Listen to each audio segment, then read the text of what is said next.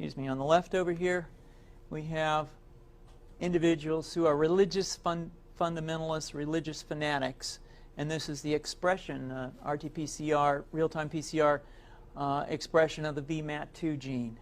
Over here, we have individuals. So let me complete. So over here, we have individuals who are not particularly fundamentalist, not particularly religious, and you can see there's a much reduced expression of this particular gene, the VMAT2 gene.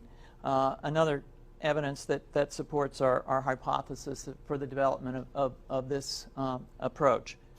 What you see here is by spreading this virus, we're going to eliminate individuals from donning on a bomb vest and going into a market and blowing up the market. So our hypothesis is that these are fanatical people, that they have overexpression of the VMAT2 gene, and that by vaccinating them against this, we'll eliminate this behavior.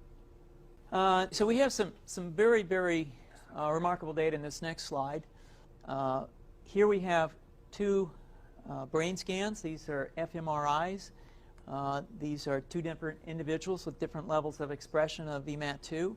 On top is an individual who's a religious fanatic, an individual, and we've repeated this numerous times, that has high levels of VMAT2. Now, this individual down here who had low levels of the VMAT2 gene, this individual would self-describe as not particularly religious. In each case, these individuals were read a religious text. This individual lit up the right middle frontal gyrus, shown here, and that's a part of the brain that's associated with theory of mind. It's a part of the brain that has to do with intents and beliefs and desires.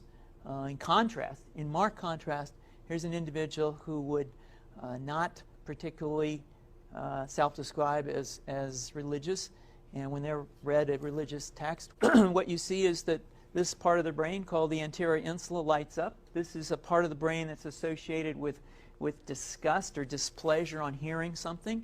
So you're suggesting I take a CT scan with me when I'm evaluating people to determine whether I put a bullet in their head?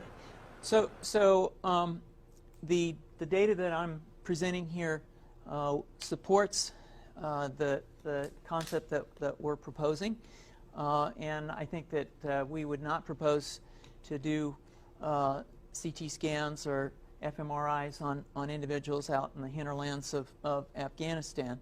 The virus would immunize against this VMAT2 gene, and that would have the effect that you see here, which is it's essentially to turn a fanatic into a normal person.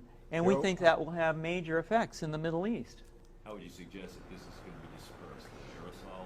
Well, so the present plan and the tests that we've done so far have used respiratory viruses, such as flu or rhinoviruses, and we believe that that's a satisfactory way to get the exposure of the largest part of the population. Most of us, of course, have been exposed to both of those viruses, and we're quite confident that this will be a very successful approach.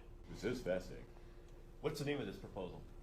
Yeah, so the name of this project is FunVax, which is the vaccine for religious fundamentalism. And you have a proposal already? The proposal has just been submitted, and I think that the data that I have shown you today would support the development of this project, and we think it has great promise.